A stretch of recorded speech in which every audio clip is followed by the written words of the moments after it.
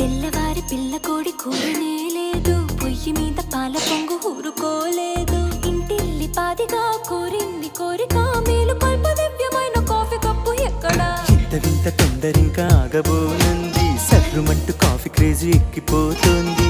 ఈ మాయ కొత్తగా అమ్మాయి చెప్పిన లోకమంత దీన్ని మించి డ్రింకు లేదు ఎక్కడా. ఒక్క సిప్పు కాఫీలోన ఎంత మాయగా, ఎంత కన్ను సాగుతుందో లైఫ్ హాయిగా. పొద్దు పొడిచి పొద్దు గోకి దాకా తోడుగా, కప్పు కప్పుకొక్క కొత్త అర్థముందిగా.